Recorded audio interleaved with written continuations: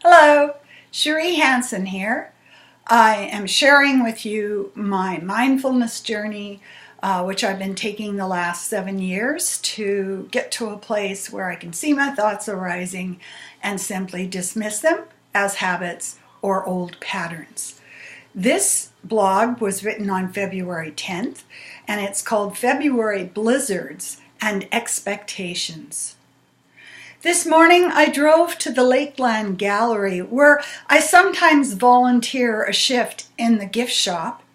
Because my weight is up 3 pounds, which may or may not be greater muscle mass, we can only hope, I restrained myself from buying banana bread.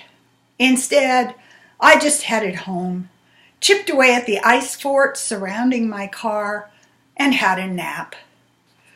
Perhaps it was triggered by watching a Spanish series about nuns in the 16th century, or perhaps it was the being day after day alone in the house. But a nightmare visited me about a seemingly friendly yet strange man plotting to drag me into an underground cement enclosed cell, very like the movie. I was prepared to fight, to die, even before he could isolate me there. When I woke up, I lay looking out the window at the still, forever gray, lowbrow sky.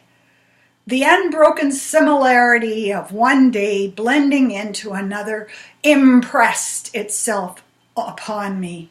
Before the nap, after the nap, today, tomorrow, it has all been of one piece.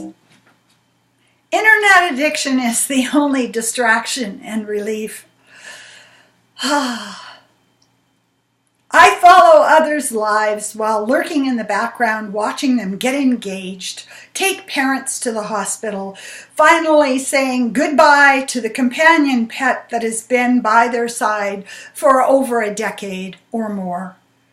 The thought of going out to a movie appears, and I walk to the window to see the roads are still not trustworthy, and it is cold.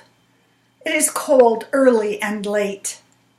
There are things on my list. There are things that are ideas or events, but I have no excitement around them. I think, what if? What if I simply ignored them? Nothing, then.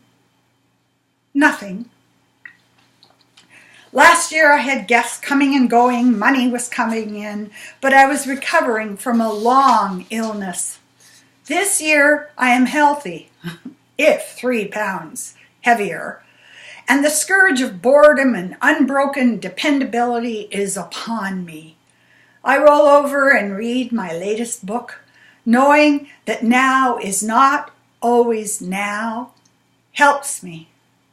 I keep myself focused on that which I cannot see as yet, on that which I cannot feel as yet, and release the need for specific assurances. It is warmed up enough so that I could make a platform landing for my car in the ice fort next to the sidewalk. I bought pink lilies that will release their sweet perfume in my house.